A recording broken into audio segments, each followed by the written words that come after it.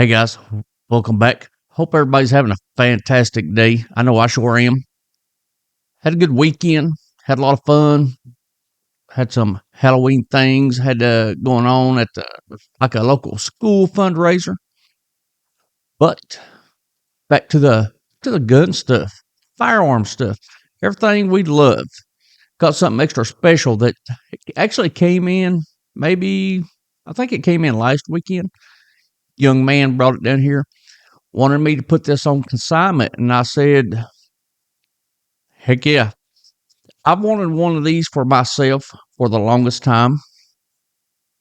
Well, so a few years ago, when I lived on a 500-acre farm, me and my son, we wanted one of these. It never did happen. We stayed there for a couple years, had tons of, you know, range. We could get out, stretch out firearms, push them to some pretty good limits, but never did get to step up to one of these. Wanted to, but it never did happen. By the time we was ready to buy one, we ended up moving, and now I've still got access to some good places to go shoot, but not like I had. Maybe I think it's maybe 11 years ago. 11 years ago, I could have got 1,000, 1,200 yard shots where we would go out and shoot. But now I really don't have that. So now I've got one. This is the first one of these I've had come into the shop, and it came in as a consignment firearm. And this one is a little bit different from the one we was kind of looking at. And actually, I never saw these 10 or so years ago. But if I'd bought the other version, when I saw this one, I would have been a little bit disappointed. I would have actually wanted this one. So let me get this unboxed. Let me show you guys what we're talking about. And I'll go into a little bit of detail on what this is and what the other alternative is. So give me 1 second. Let's get this unboxed. This is such a large firearm. I'm gonna have to kind of move some stuff around on my desk to make sure I don't, tire everything off my desk and it ends up in the floor. So bear with me. Like I said, this is the first one that's came into my shop. There you see a box.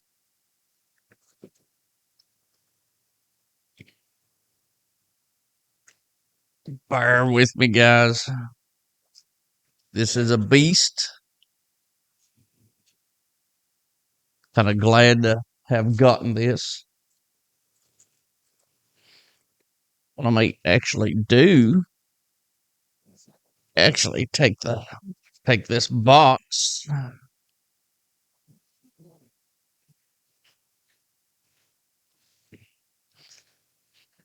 I'm glad it went that way because when I first started to lay it down over that way, I thought, damn, I'm going to turn my computer down. Anyway, that happened. That happened pretty good. So the box is huge.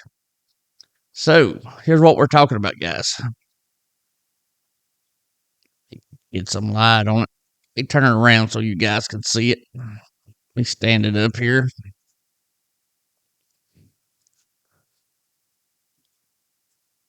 Oh, it's so big. It's bigger than my camera lens. So, well, and you could, as far as the description, this is the Savage 110 chambered in the 338 Lapua. That's right. The old reach out and touch something caliber. So anyway, so what I was talking about a second ago is when we lived on this 500-acre farm and had plenty of space, we could have got out and shot, really stretched these firearms out. So when we'd go to our local gun stores and whatever, the only thing we ever actually saw as far as in a Savage .338 Lapua was the 110 B8, which weighs like 500 pounds. Not really, but I'm going to be putting some specs up right here on screen. So we there was a couple different times we almost bought this 110 BA, and the reason we didn't was so damn heavy. It take two people to carry it. The 110 BA, in my opinion, it's a great, you know, drive to your range, get your gun out, go set your targets up, and shoot from a table. It's a heavy firearm. It's a heavy rifle. I'm gonna be putting specs up here in one of these, one side or the other. I'll be putting the weight. But that 110 BA, super heavy. You have to have a good back to tote it around. And the reason we never bought one is because back then we was looking, 14, 1500 bucks just for something that was basically a bench rest firearm. Something to just get out and just, see how far we could shoot. It wasn't nothing feasible. Wasn't a hunting rifle. They're not marketed as a hunting rifle. You ain't going to tote one of them through the woods or through the field to go kill a deer, bear, elk, buffalo, whatever. I mean, they don't have wheels on them. You can't drive them around. They're just heavy. If you've never held one, if you're at your local gun store or even gun show, ask if they've got one. If someone's got one there, say, "Hey, can I hold this?" They may even tell you, no. They may even tell you, "I'll help you." They're extremely heavy. They're not meant to be carried from point A to point B. I mean, they're not a carry gun. They're not a walk to the far end of your field and try to shoot a deer. They're not that. They're target only. Out of your vehicle, onto your table or on the ground, and fire. That's it. So we actually never bought one. But by the time we had already kind of made our minds up we was going to get one of those, then we decided we moved off our perfect shooting range location where we lived at. There's nothing wrong with the 50 caliber. Just, you know, I've shot them. Never really had that desire to actually want one. Don't need one. They're more of a anti vehicle round as far as military designation. I mean, don't get me wrong, you could take out somebody with them. You're going to take out somebody a long way and it'll blow them apart. But, that's not the type of stuff we was interested in, me and my son. We was interested in shooting, seeing how far we could shoot with something more feasible. So even though the 50 is an awesome round, 50 caliber, that's just something we never said, hey, we wanted one. Because if we had wanted one bad enough, we would have had one, but we just didn't really want it. But we really did over the course of these few years us living there. We really wanted a Savage 338 Lapua. Never did get one. Never did end up purchasing one. Because like I said, all the gun stores we'd go to and stuff like that, the only thing we'd ever really see would be that 110 BA, and they was cool. They're in an aluminum chassis. They look awesome. They look, back then, 13 years ago when we first started paying attention to them, they look very futuristic. They look really well built. We just couldn't ever talk ourselves into buying one until they're at the end. But we actually said, hey, let's just go buy one. We'll go in together and get it because, like I said, that's a pricey firearm just to get out and just shoot. And plus ammo for these rifles right here. This ain't like shooting a 308 or a 270 or nothing like that. Ammo for this is it's on the pricey end. You'll, if you're not rich, you'll go in debt shooting this. I mean, you figure, $5-6 a round. Back then, it was like 350, something like that. You could actually, back, 10, 12 years ago, you could actually get 338 Lapua. It's like $3 a round, and that was extremely expensive for back then. 50 caliper, you was looking at $5 a round. And I know things have changed. I may even put some screenshots of those two cartridges and the prices up on the screen. Now, the 338 Lapua, now you're looking at, $5-6 a round easy. That's for target ammo. This ain't something, even though this is a hunter model. Look at this muzzle brake. I'm going to be putting the specs of this rifle up on the screen. It's not that heavy. I mean, it's not light compared to some of your other rifles. I mean, it's heavier. It's heavier than a lot of stuff you're going to purchase. As far as that 110 BA, this weighs, this is a fraction of the weight. This ain't bad. You could actually carry this. But why do you need this? So, is this a deer rifle? Nope. Squirrel gun, maybe. Maybe if you want to shoot the tree down. What are you gonna hunt with this? This ain't, as far as 338 Lapua.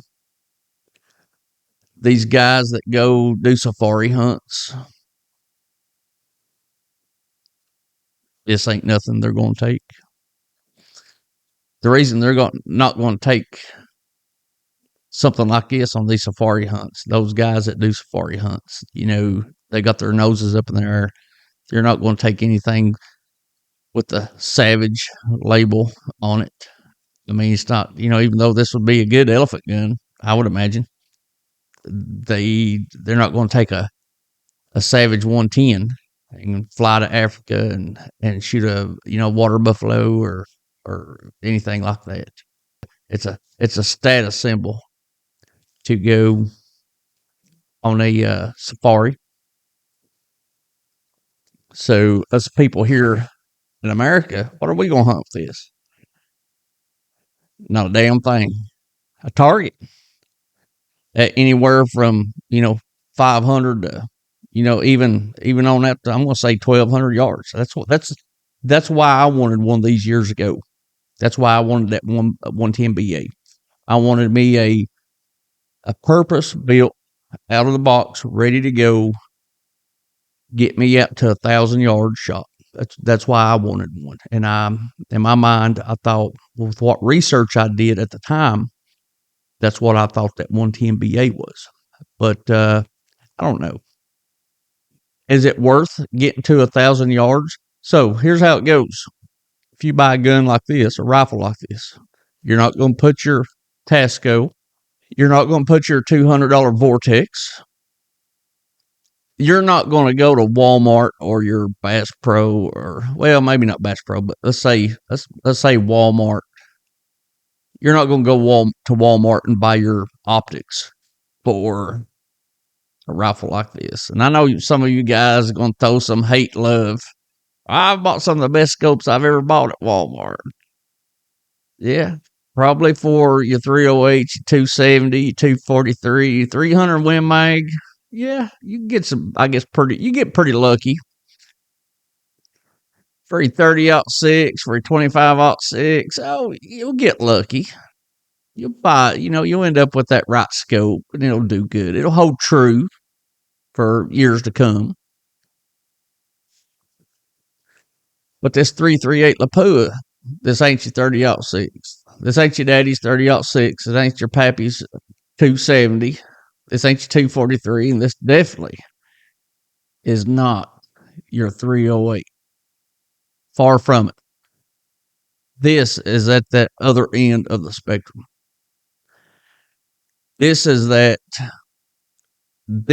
rifle whatever your rifle cost, you better spend that much money on a real good optic, because a good optic needs to hold true shot after shot. With a gun like this, with a rifle like a 50 cal, when you get into those spectrum, to that upper echelon of calipers, stay away from, you need to stay away from your Tascos, your Vortex, definitely your Weavers. You ain't put a Weaver on this. If you want to destroy someone's Weaver scope, buy you a 338 Lapua, buy you a 50 cal rifle, mount you a Weaver to it. You might get a shot or two off, but then it's going to start going high, low, left, right. It ain't going to hold up. Nope. The build quality is not there. For a rifle like this guy bought this gun, bought it brand new. I want to say on YouTube what he gave for this, because I am going to be trying to sell this. Somebody will buy it because it's pretty cool. But be prepared. If you buy a rifle like this, spend money on a good optic.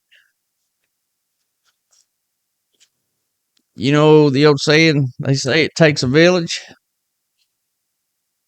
Well, this, paired with a good optic, that's your village. That's it. That's all you need. So, distance in firearm shooting, rifle shooting, long range shooting, a little bit like drag race. To go just a little bit faster, you got to spend a whole lot more money. To shoot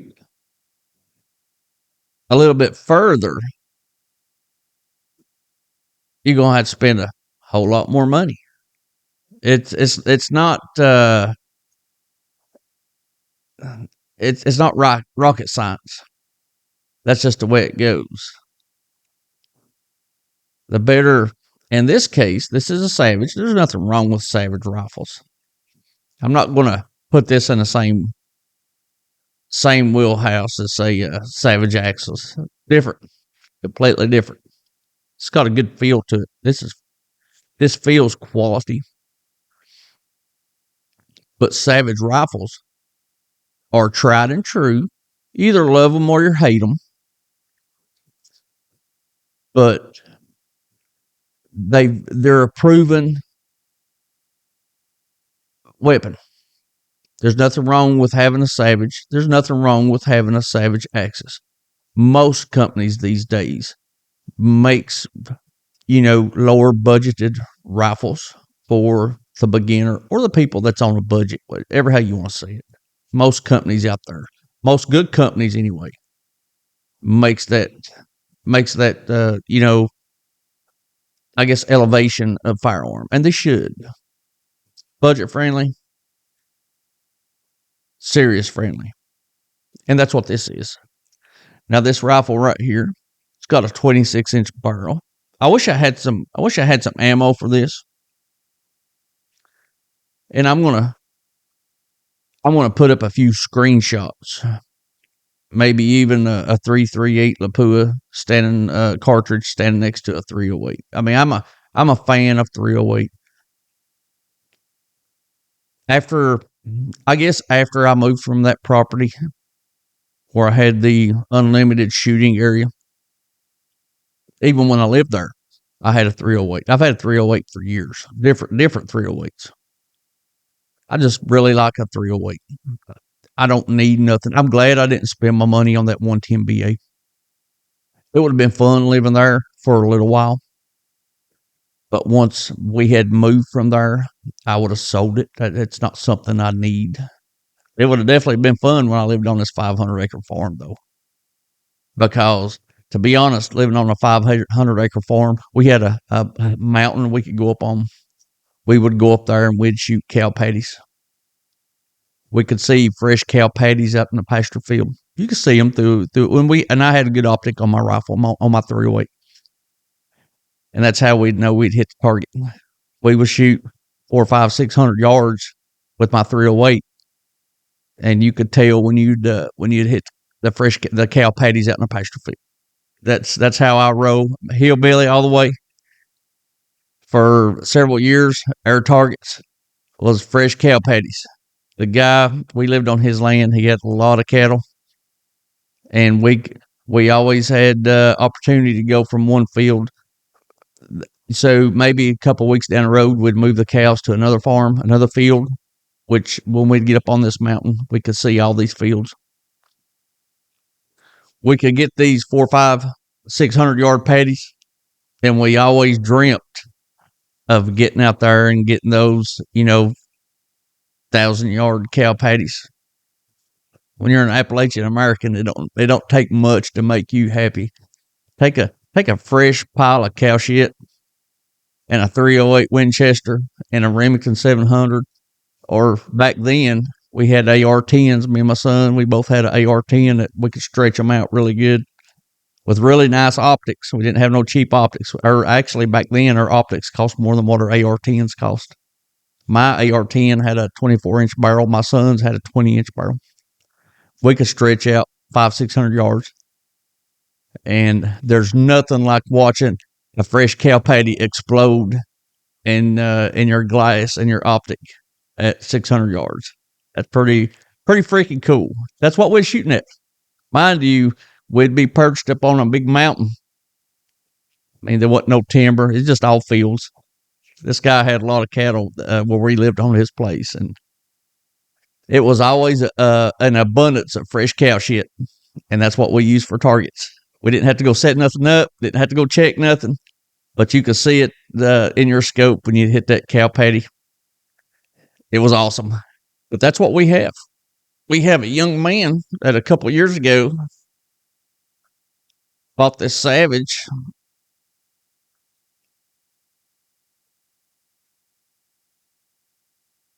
110 Hunter and 338 Lapua. But I'm going to put some screenshots up on the screen. I'm trying to move this around that would show it best at my camera. This gun is so badass. It actually comes pre-mounted with a 20 MOA base. You don't get that on your Axis.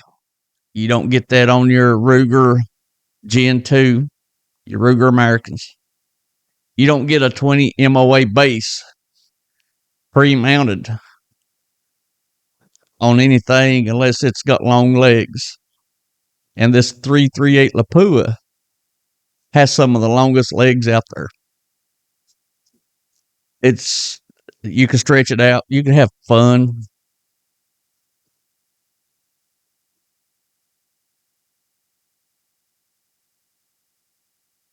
If you've never shot and hit a target at 500 yards or more, I would be honest with you, I've never got to 1,000. I've never got to 1,000, but I have got to 600.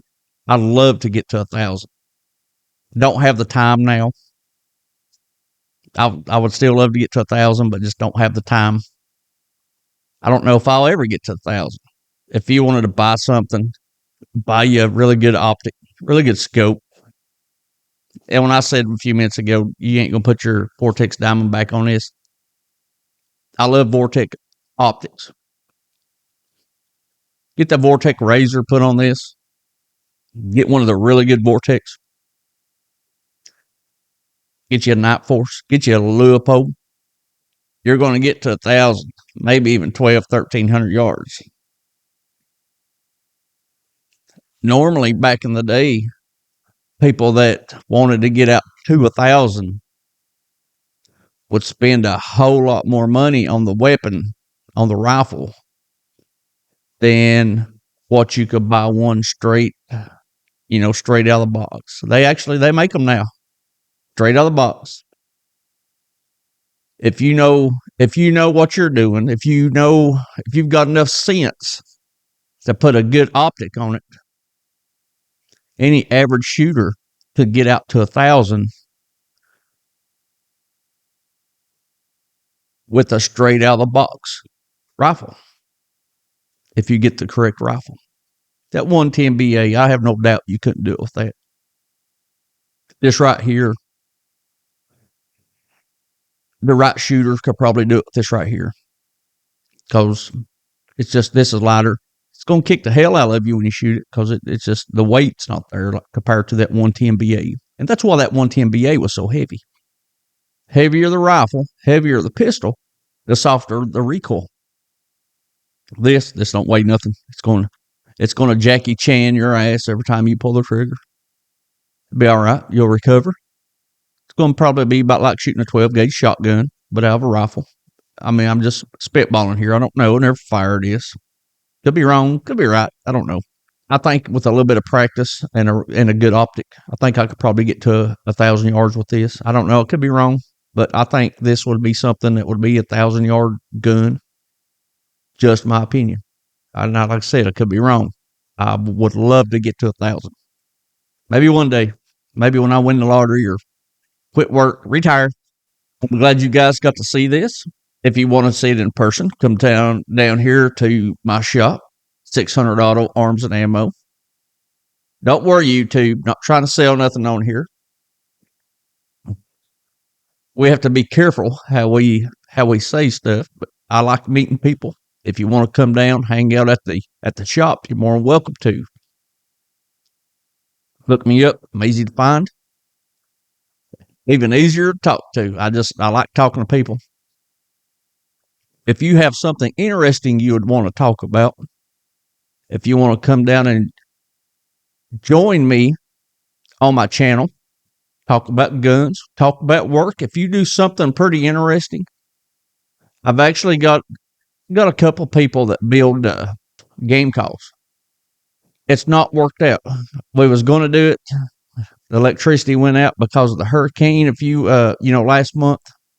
We didn't get to film. He actually showed up the day the electricity had been back on for a week, and he showed up 30 minutes after my electricity went out a week later after the power had already been back on. So I want to start broadening my channel a little bit.